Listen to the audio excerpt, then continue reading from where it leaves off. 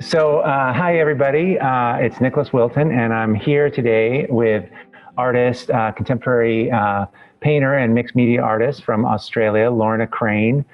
Thank you so much for being here. I've been tracking your work and all your residencies that you've been doing, and all the brush making you've been doing, and I just really appreciate you taking a little bit of time to get us up to date with what you're making. So thank you so much.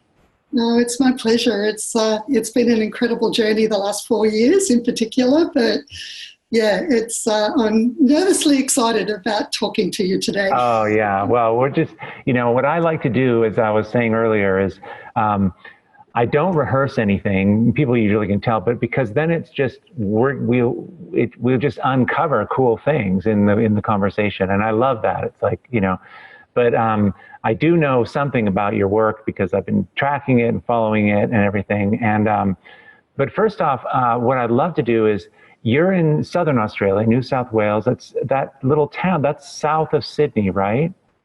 It's about 7.5 hours south of Sydney. Oh my goodness, it's so far. Wow. Okay. I live in a little village called Pambula. My studio and house is in South Pambula. And yeah, we moved here in 2003, and it's a tiny little community, seaside community, bounded by the most beautiful national parks. It looks so beautiful. My God. Yeah, so it's I just wanted to break away from my working full time. I mean, I've been exhibiting for a long time, but I wanted to leave Canberra. I'd remarried and we started our new life down here, and I think it's been one of the best decisions I've ever made. So, oh, fantastic. Much more disciplined as a painter, an artist now. Are there artists? I'm curious, are there many artists in your community? Yeah, it's a great community down here. We've got we've got a full range of artists, from, the hobby artists, weekend artists, to, some really high-class professional artists as well. And it's just, it's a great community to be surrounded. But it's more the surrounding landscape and having, I guess, not the distractions of a big city, even though I miss the big cities at all. Right. So so give us a little background. Just, you've studied in Australia and you've done so many residencies all over, which is so cool. This is something I just don't take advantage of that, but so many people do. So maybe fill us in on how you got to here, just sort of where you started. I grew up in Wollongong, and I did art at high school. But when I was 5 years old, I won a colouring in competition. From that moment on, at 5 years old, I knew that I wanted to be an artist. I am an artist. That was wow. That was my imprint from that very, very first. Somebody said I was. I'm an artist. And you won the coloring contest. I mean, what more? We should have coloring contests for adults. You know what I mean? Like, just get this over with. Give everyone the self-confidence they need so they can get on with it. Colouring outside the lines. Yeah, but it was really interesting. So as growing up, my mum and dad used to just love me watching doing my projects, because I would just lose myself on a kitchen table in the lounge room in front of a fire in winter, and stuff like that. I flash back up to high school times as well. I only had the same art high school teacher, Miss Smith, and she didn't want to lose some of her students. So I had the same high school teacher for 6 years. And oh my God. It was really annoying in the last 2 years when, year 11, year 12, I wanted to go. There was this new, younger teacher, and she was doing really cool work, and, we had to still just do figures, and I just wanted to do, what the other class was doing. So, I got a bit stubborn and decided to do graphics instead of being a painting major, and so I failed in high school. And so I then, my dad said, well, you'll have to get a real job. So I landed a job as a traineeship as a map maker at BHP at Port Kembla. So oh, wow. See, I grew up in Wollongong, which is only an hour south of Sydney. So being a steel town, we kind of lived in the shadow of the bigger city. So I did land engineering survey drafting, and I did a lot of cartographic work. So, for instance, in the early 70s, when we were learning our trade, before computer-aided drafting, we would have to learn how to use calligraphy brushes and. Oh, I see. Right. There was one particular project we were working on was documenting the cartographic plan using photochrometric drawings of the river Octedi from Papua New Guinea. And so, that was kind of learning how to make these amazing contours. So, wow, it so relates to your work now. And it was like the formality of the grid, which I can see in your work as well, is that you've got this wonderful grid happening. And I just, there was this safety and there was a safety in knowing that you've got these sort of latitudes and longitudes as well. So after a couple of years of doing the traineeship, I was more excited about doing all of my practice printing, getting my ink ready. Yes. I thought, oh, wow, I really love that. And I hated having to conform to all of the engineers and all of that sort of stuff. So I ended up getting married and I had 3 children, but I always wanted to go to art school. When I had my first child, I decided that I wanted to do part-time studies at the TAFE. So I did that for quite a few years, 3 children later, and then all of a sudden University of Wollongong decided to open up the Bachelor of Creative or the Associate of Creative Arts. So I went with my youngest 18-month-old for the interview with my dad outside in the car waiting for me.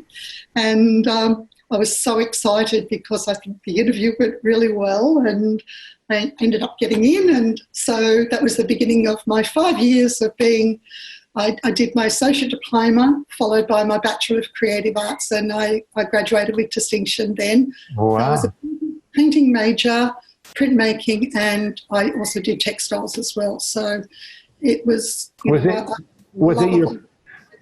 it your plan to do this as a full-blown career, and you felt like, because a lot of people don't get all those diplomas, and some do, some don't, but in Australia, do you feel like that was necessary? It was certainly necessary for you, you thought? It was necessary for me because I failed at high school. I kind of wanted to, I got it on account back, but I knew that I wanted to prove that I could actually do it. And I think it was richer for me to be a mature age student, go into, to start doing that in my early 30s. And I was just really, really driven. It was so exciting because, I met my clan, there are other people who got excited about making marks and it was the texture of the paint, the colour of the paint, and talking about it. And I remember one of my first pictures that I did. It was a figure painting of this beautiful nude on a cane lounge, and I think it was in my second year, and everybody came around and went, "Oh wow!" And I thought, "Oh, I want that happen. I want that to happen more." Yeah. So it was really, really, really, really cool, and it was a great time to, after that, it was one of those special times where the University of Wollongong, it was because we were a steel town and it was a very much a community of, macho sports. We're very much a sport following nation here. And to have this arts community that were willing to take risks and chances, and why don't a group of you set up a gallery? And I wasn't part of that very first one, but I was part of the founding year of Art Arena Gallery in Wollongong, and I've always been a fan of artist-run initiatives where people have got total control of their own destiny. Yeah. And so my ex-husband and I got an exchange to go to Canada. We lived in Canada for 12 months, and I learned to take risks there and introduced myself and met again some wonderful people. And so I like taking risks. Risk taking is what gives me the adrenaline. Yes, and I see that in your work. It's so bold, and so tell me, you parallel to all this, you're developing your work, and I can see how it comes out of the brush, calligraphic mark making. When did you start making brushes? Tell me a little bit about that. Was that early on, or? That was, no. I had a love of wanting to make my brushes. When I was at art school, I watched a documentary on a local TV station. I think it was an SBS one. And it was about Arthur Boyd. And he's one of Australia's much-loved painters. And he was working on the banks of the Shoalhaven River, and he was talking about getting frustrated about not having brushes that would perform in the way that he wanted them to perform.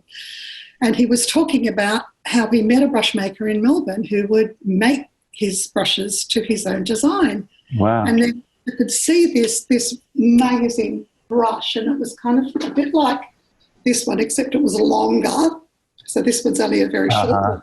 It was a long-haired brush that he could kind of dip it into the paint while he was working plein air on the banks of the Shoalhaven River on this huge, great big canvas. And he could just kind of flick it up, and it would echo, the beautiful marks of the Australian landscape. And I thought, oh, wow, that would be really, really, really, really cool.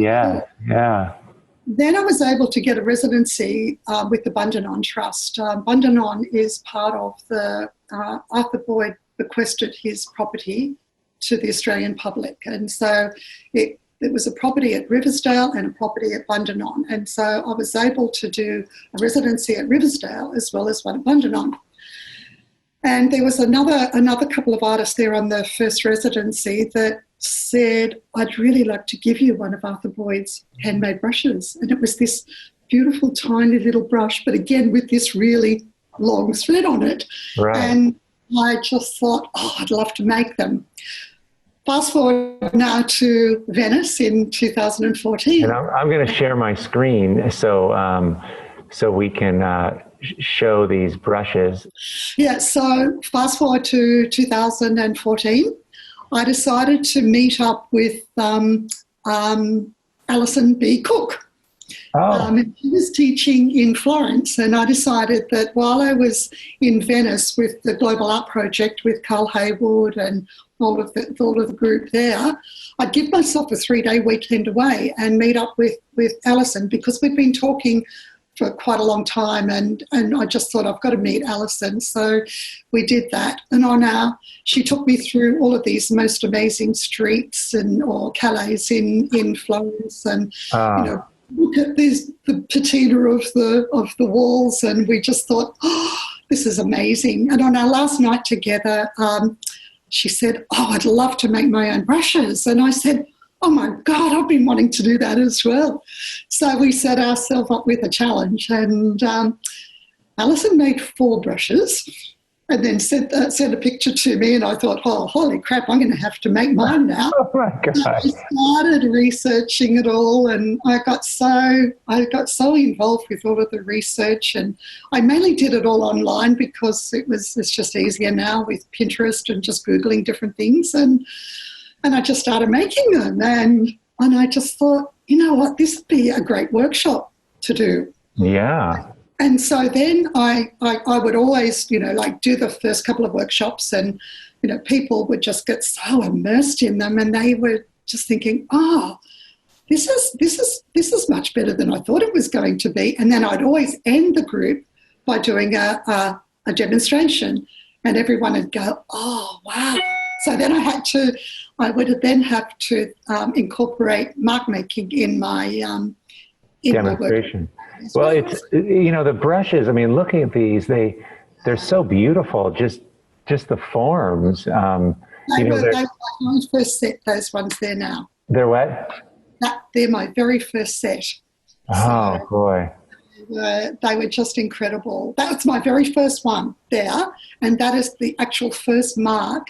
It's more of an ephemeral brush made with the grevillea from just outside my studio.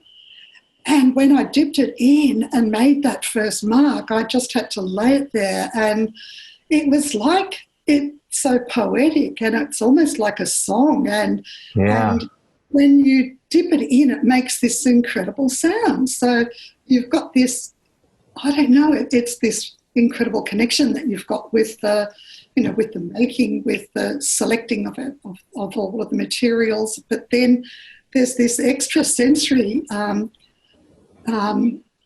feeling that you get when you see that first mark. So I try to document the first marks as well when I make the brushes. So yeah, it's pretty cool. Yeah, it's really cool. There's such an element.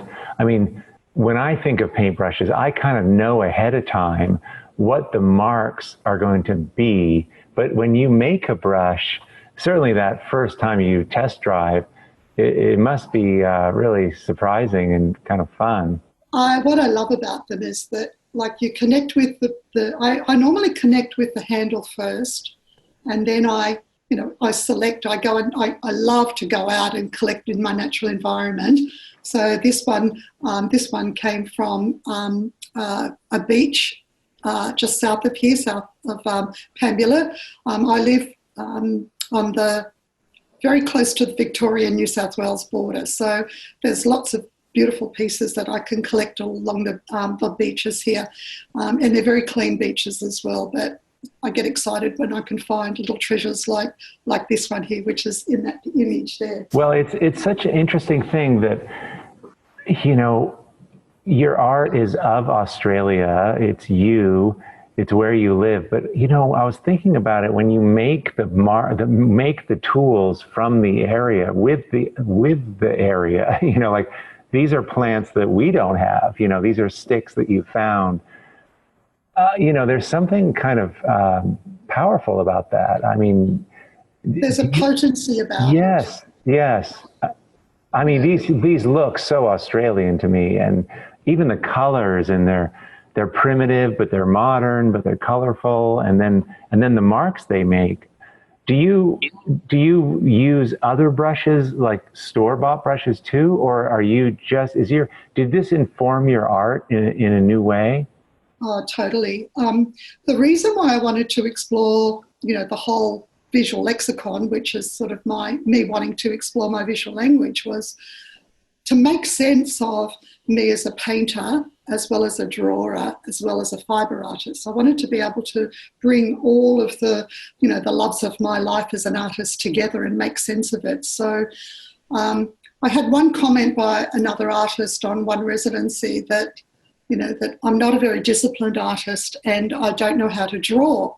And I was really quite taken aback by that, because I just thought, oh, damn it, I do draw. And so it's kind of been a passion of mine to be able to just, want to explore drawing further. So, I started making the artist books and then this whole wanting to tie everything together, even though I'm an abstractionist and it's always landscape based what I make, but I wanted to be able to explain my story further and to push the shapes that I make and just keep on doing these big artist books, small artist books, and learning. What I've learned most about it is that I love the fact that, I'm learning more about the power of the negative space and that I call it that breath in between. And, I'm going to switch to get some of your drawings and paintings here. They're so bold. And there's so much there's some of them are, when they fold out, they can be about 10 feet wide. Yeah, like this here is, are you using canvas here or paper or? There's cloth there. So the two on the right are cloth, and it's ink on cloth. Then the other two are on a craft paper. the brown one is on a craft paper. This was a collaboration I was working on with one of my first students. I taught at Wagga Wagga in regional New South Wales, and she wanted to borrow the project or the concept of the brush making and take it to a community in Tanzania. So she was able to get the orphanage there's an orphanage in Tanzania that she was working with, and they were her polo club was providing funds for this orphanage. So she decided that if she could get permission, she would go over there. They would work on the paper, and then we would do some fundraising for them to meet their needs and to help them out with a water well, a well and stuff like that. Yes, I see. The one on the left is actually a lot of the undermarks were done with the ink on paper, and then I invited Lisa Madigan back to my studio, and for 5 days we worked together on collaborating on some pieces, selecting some pieces that are going to be auctioned off, and then pushing them further each other as artists as well. So right. We paint then with we would always do the underpainting with the brushes, and for me that kind of opens up a channel of discovery and this opportunity of, we don't know what it's going to make, but let's go on this journey together. Yeah, so, I love how the brushes, I mean, the one on the left, there's such a variety, and I guess that just comes from using these different brushes, but it is just so free how you're working, and using line and solid paint and speckle paint. And it also taught me to be much more bolder about doing great big bold, like tying something together with these great big bold lines by, the one in the one next to the other one. I've got this big line that's going through it, and it's kind of, I like how you can kind of build up layers with these as well. And I think when you're first experimenting with the brushes and the mark making, you've kind of got this devil, like this, I don't really care what it makes. I just want to explore and take it even further. And, and it's just opened up so much for me in my paintings now as well. When you do paintings, like if we go to one of your paintings like this one, this is a combination of collage and, you're using regular paintbrushes with this when you're painting. This was regular paintbrushes, and this was before. This was done at, this was based on a residency at Bundanon, and this was the year before all of this started. So this would have been done with, like 2-inch brushes and, scrapers, and I collaged a little bit of ply panel. Yes.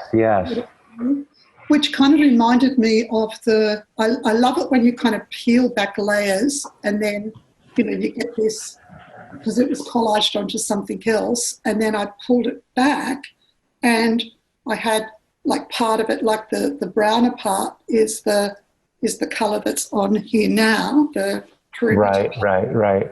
And it reminded me of the beautiful colours of the Australian trees surrounding the property and the perimeter of the boundaries at the property at Bundanon. And, it was an exciting little series that I did. Your palette is so earthy, and it is very Australian. I mean, these colors here. How do you, you seem very comfortable working at scale. Maybe that's just because you build these giant brushes, but was that always easy for you to the boldness and the scale? You seem so comfortable in it. I had one critic that would say that she was always surprised that, a tiny little, 5-inch by 7-inch piece would look like it was massive. So I kind of like to play around with that. I'm itching to do some big ones at the moment because I really, really like working large, but a lot of the workshops and shows that I've been lately, I've had to sort of refine it down to smaller. So the next 12 months will be spent working on really large ones again. Can you give us a little clue as into, these are landscapes, but it's Do you have a plan when you begin these? Is it just starts from one shape, or how do you construct these? This came out of a lot of drawings and 1 month's residency, self-funded in Berlin. So in 2009, I decided to fulfill one of my bucket list dreams of going to Berlin. Ah. One of my tutors who had an apartment there, and I was going to have his apartment to work in, but that fell through because he was invited to show with a big-time gallery in Berlin. So I said, well, I'm still going to come anyway, and he was able to find me this amazing little apartment in Wilmersdorf, and he gave me a 1 month travel ticket and said, I can only give you 3 days, and then you're by yourself. So it was incredible. Just to be immersed into a culture, in a place where I've always dreamed of going. I landed there on the 3rd of October, which was the 20th anniversary of the fall of the Berlin Wall. Yeah, yeah. Standing at the foot of the Brandenburg Gate and being surrounded by all of these different people, and it was just incredible. And the best exhibitions that I think I've ever seen. From art school days, I went to the Festival of Adelaide, and there was a neo-expressionist show and had artists like Joseph Beuys, Peter Bommels, Gerhard Richter. Wow. All of those. And then to the land in Berlin and see, all of this amazing, and I love Beckman, Beckman, favourite, Kathy Kollowitz as well. And, this particular year to see some of the best exhibitions. And so I would start by journaling every day. I would journal, writing. Sometimes it just takes me a little while. I like to immerse myself in the place first and to then kind of get the feel of a place. So, and then towards the end, I just started doing some very, very small little drawings, and then I started working. When I got back to Australia, I decided that I wanted to do a series of big 1.5 by 1.2 metre works. So this one wow. here is quite big. Yes, yes. So that was the beginning of those ones. I also taught myself I did a lot of video footage while I was there, and I ended up doing a lot of work with doing some video projections. So I did at my solo show in Canberra, I was able to do this incredible video projection onto a multifaceted ceiling of video footage. Having looked at the Kaiser Wilhelm Church there, it was a reminder of the consequences of war. And I'm married to a Vietnam vet, and my uncle, who was still alive, flew in Lancasters in World War II. So I had this flood of emotions about that while I was there. So when I got home, I said to my husband, John, where's all of your videos? I want to have a look at some of your work of your recordings of right. So I ended up teaching myself on my Mac how to edit and do videos. And that black and white video, I forget the name of it. That's remarkable. Echo Nut and yes. But I mean, incredible. It's like a moving painting. I mean, how you just took. It's so interesting. It's like you could probably, if you opened a restaurant, it would feel like your paintings. It's amazing how, an artist has a look and a feel, and it just comes out. Your brushes feel like you're the art that you make with them, and that, the video work. I love how you just are fearless in taking on different material. Yeah, so it's, that one there is done on one of my X-ray films. Oh, wow. I used it as a palette, and then all of a sudden I'm thinking, oh my gosh, this is incredible. And so I was, Allison was sort of saying, why don't you start using some marble dust? And so I ended up, we share a lot of information together, and so I started experimenting with the marble dust, and but I also wanted to combine. Now, how can I push this mark making further with the brushes as well as?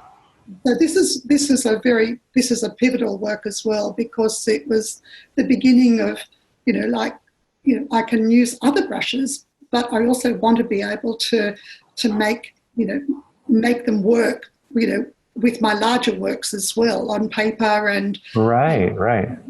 To bringing it all together. So these were done with there was a cotton tip that I used there as well, but there was an overlay in ink over the top of the mixture of the marble dust with acrylic, and then I used this lovely little scraper and I sandpapered it back, and then I did the overdrawing with the ink with one of would have been done with this kind of calligraphic brush. I see. Fibres there, and then I've also there's the smudgy stick there where you can dip it in. It's like a never-ending supply, a never-ending marker, because it's just incredible. It just soaks up the ink. So much, right? Like a regular marker, but just a giant one. Like there's one there, which is a big smudgy. I've got this one here that's got a loop on it. This one here that's made out of... Yeah. So for anyone listening, like they could, you can gather up, leaves and bind them together and make a brush. You can take feathers and make a brush. And it just, until I saw yours, I never even thought about doing that. But it's such a powerful way to make unique marks. Yeah, and the other thing as well is that, like, some people say, oh, well, I'm not an abstractionist, but I've had other people that are doing much more representational work that, I said, well, combine the both of them. You can make the most beautiful, sophisticated backgrounds that, that can tie in with the journey of your work that you want to make, and then overdraw onto it as well. And right. And I've got a few people that are doing that have done my classes, and they say, oh, but I don't want to make it look like yours. And I said, well, make it yours. Right. It's everybody's got their own unique way of making a mark, and these are again some of my first books there. So they're beautiful. When I look at these. What's the criteria that are these places? I mean, they feel like maps. They feel like places to me. The song lines, the wandering, the Australian outback, Aborigine dream time journey. Is that part of what's here a little bit? Definitely. I've had residencies in Broken Hill, which is in the far north west of New South Wales, sort of heading into the Northern Territory area. I've also been in Alice Springs for 1 month teaching. Oh, wow. As well. I was mentoring artists to work with Indigenous and disabled communities, and where so that artists can actually earn a living, but also do something that's really connected to the arts practice as well.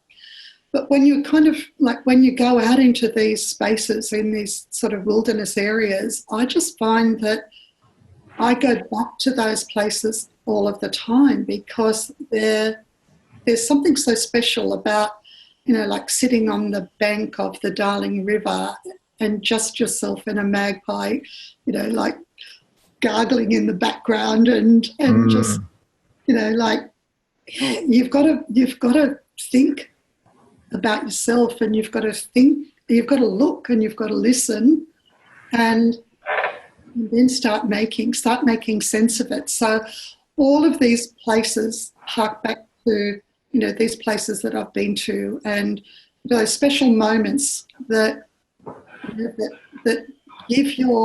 makes your heart sing. Yes. I mean, you have such an outward practice. I mean, you go out into the landscape and you explore and you come across things, and then and then you respond, it seems, with elements from the environment you're in and making these marks. It's like you're a translator of a place in a way. Yeah. Well, I think as artists, that's our responsibility in a way. Like artists have been making their mark for, like prehistoric times. Like that was what was fascinating me about, the brushes, handmade brushes have been there from, yonks ago. Yeah, right. Well, so, it's, for me to be able to recall those precious memories and the precious shapes and, working with them. And, like even when I go overseas, I'm still an Australian artist, and I think I'm more Australian when I go away. And, I can make sense of it all as well. So tell us about your palette. Is this just intuition or is it from deep looking at nature?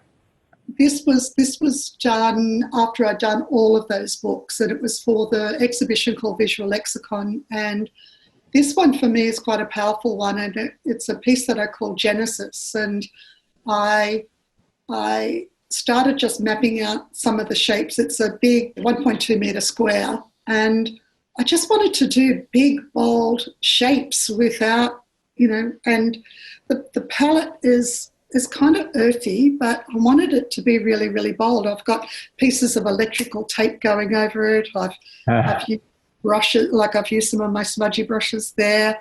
I've used some calligraphic ones as well. I've scraped over the top of it with a Pambilla river mouth brush as well. And so these are mostly water-based paints you're using? Yeah. I love oil, but I get a headache with it. So I guess all of my years of working in disability, I've always kept my studio non-toxic. And so well, this one's one of my favorite. Yeah, it's great. It's just lovely.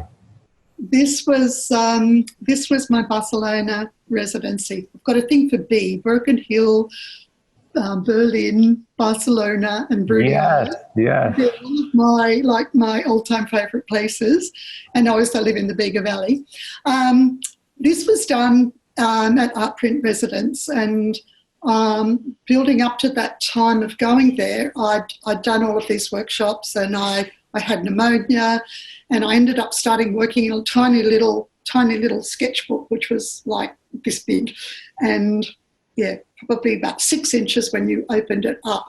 And I started working, just drawing with Copic markers. And when I got to Art Print Residence, I showed Geordie and Claudia my books, and they just said, well, aren't you so lucky? You've got all of your palette organised, you've got all of your imagery there. So this was done on a piece of Perspex or plexiglass.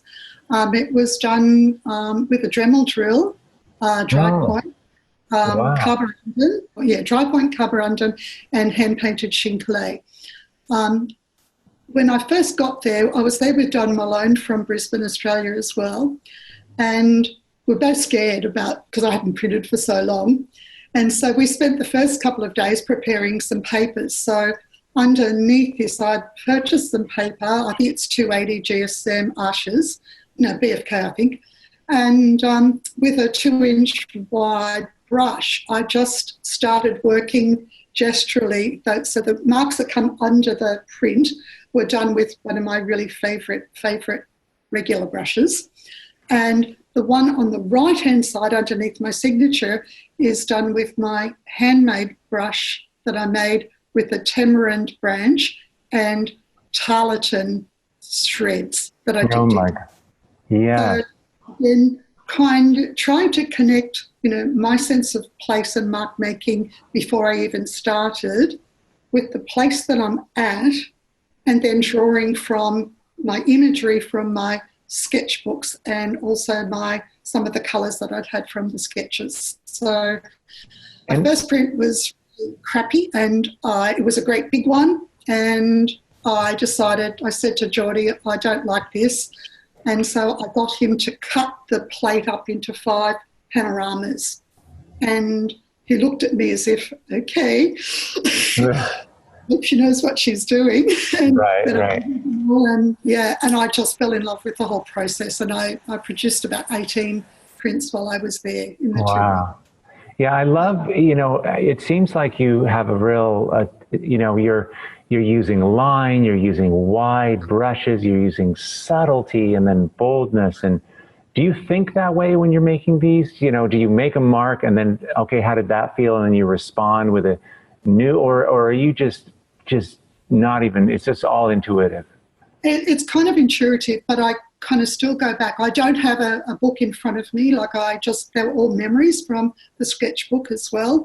So they're just like there it is there. And yeah, they're just recalling it, because I think that I would stuff it up if I tried to copy it, and I can't do that at all. So yeah. I'm able to let go.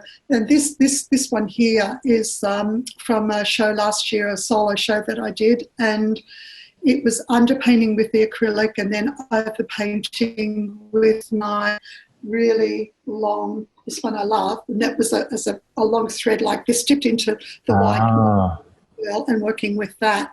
And so these were the colours of Barcelona. With those, like the last days of summer while we were there. Yeah. And it was just so nice to think I'm finally getting to that end of this, just not the end of the discovery, but yes, this is what I wanted. This was what I wanted to try to achieve with the brush making, and it's just making sense of everything that I'm doing now, and it just excites me and wants me to just keep on going more and more and more. One thing that I love about your brushes, especially those long ones, the line quality that you get, like you can't totally control it, but it makes a line that is, it's really beautiful. Catherine Cassidy is an artist from, that's another biggie, a Sydney artist, and she went to Bruny Island.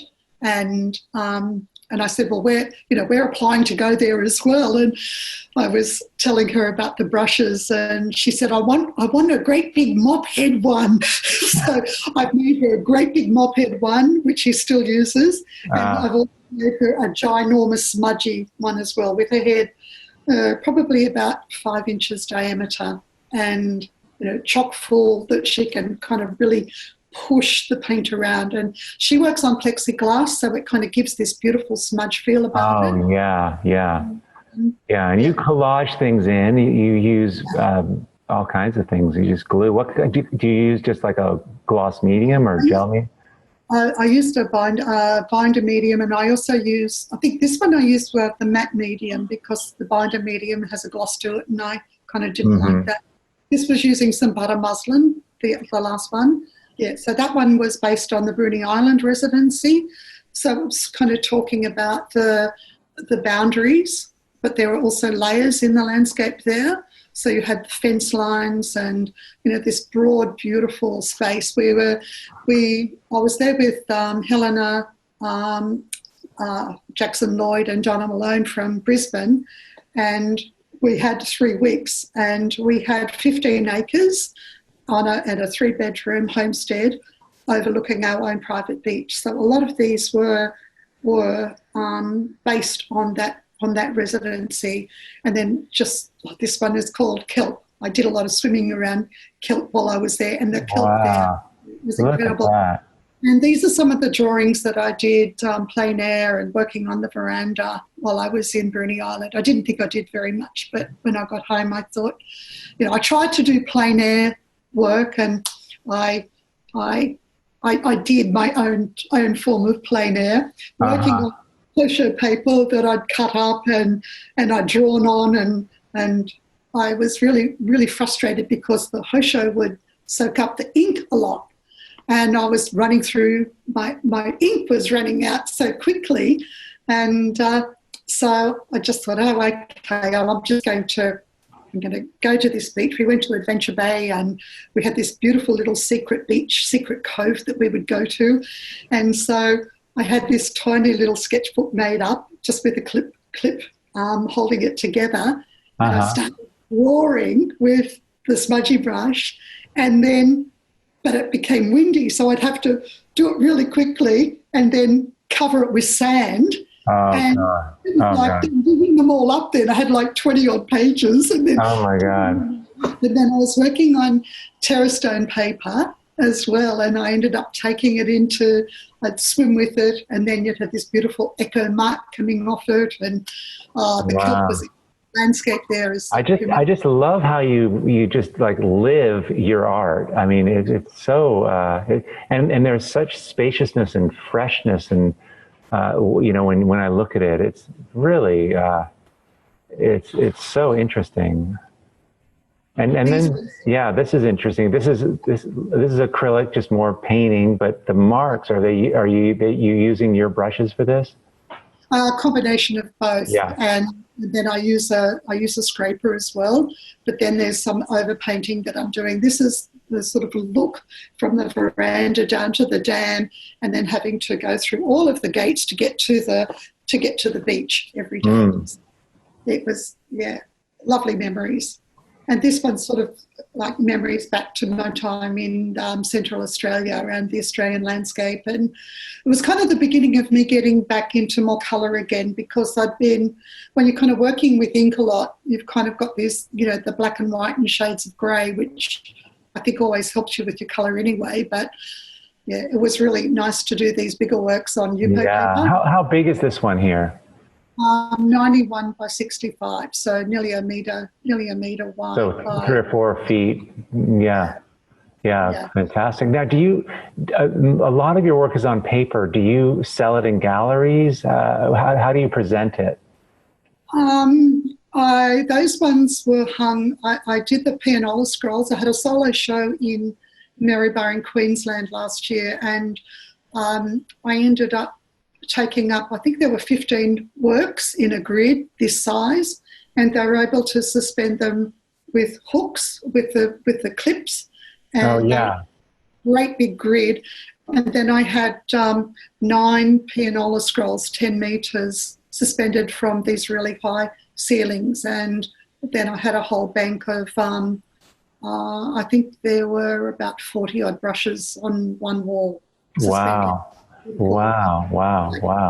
I love it how people, other curators will put them together, and it's just like, yeah, so it's a whole nother thing when the work is just put it in a room and hung up. And where, look at this, where are you, what's coming up for you that you're excited about? Excited about in your work. Yeah. In my work is I guess last year earlier this year I had a solo of fibre works, and these are images from that particular show. And these were the sandbag series there. I'm doing some printmaking. I'm working with a master printmaker. I want to be able to print on cloth. I want to do an exhibition called A Conversation of Folds, and that kind of space in between the folds. And you can kind of get a clue to it with that one there, because even this one here with there's some cloth underneath with a layer of paper. I've got some of my grandson's drawings there. I love it. And then I've worked on with, like, you've got machine stitching. Right. Yes, I love that. And that was done on Japanese rice paper. So when you collage it, it becomes a lot more translucent, so you can see underneath it a little bit more. But then when you do the overlay of the organza that was with my smudgy brush going over the top of it, like a big contour line, I think that it's just so subtle and so... Yeah, this seems almost like it combines so much of what you're doing, all the different, with the cloth, with the thread, with the subtlety, with the mark. And and it kind of ties in with what I was doing with the printmaking in Barcelona as well. So yes. This is kind of my non-artist book one. But And like I get, you know, like this one is sort of from some of the fishing line that I collected from Bruny Island that I hand knitted and overlaid. This one here is from a girlfriend's partner's clothes that I love. I love the patina. I like the narrative that you can get from the story that lies behind a piece of cloth. Yes, yes. It's been in our lives from the time we're born, and we're nestled around, or like we've got this sort of beautiful bunny rug keeping us sort of like tight and cozy. And there's a comforting cloth that I really like, and there's that, there's lovely stories that cloth can tell, and the memories that it can tell. Like this one here I knitted with the fishing line. I've got the muslin overlay. Wow. It was after I'd come back from Bruny Island. I'd worked on, this is unprimed linen.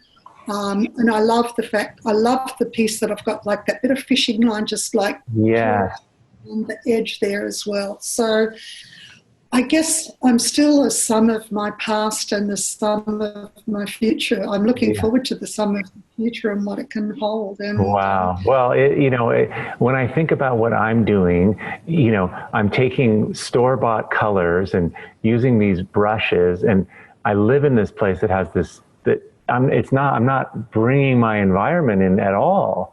I mean, I am in that I'm choosing colors, obviously, that I see, and, but it is not like this. And it's really been remarkable to talk to you about just, to see an example of someone who's just, bringing their environment into their work and sense of place. It's really kind of eye-opening. It's remarkable.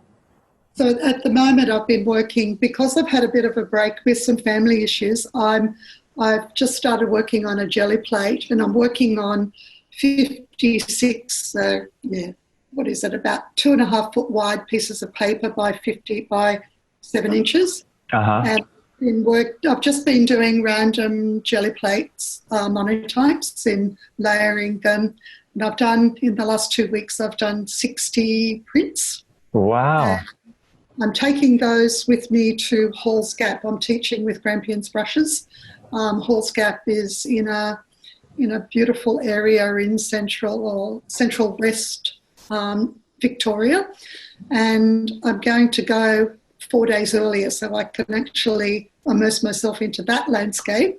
And I wanted to prepare backgrounds, like these weird things, so kind of like here and there type thing, where I've got those backgrounds that I can where I can work on with my brushes. I've got some of them double-sided, and some of them have got a blank, so I can kind of draw on the back of them as well. So, wow, it'll be pretty good.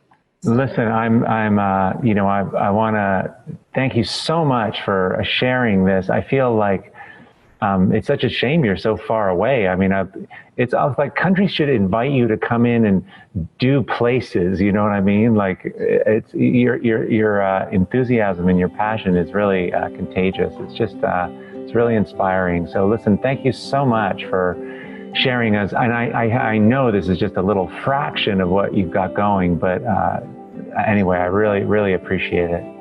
Well, thank you for having me. It's been a delight. Awesome.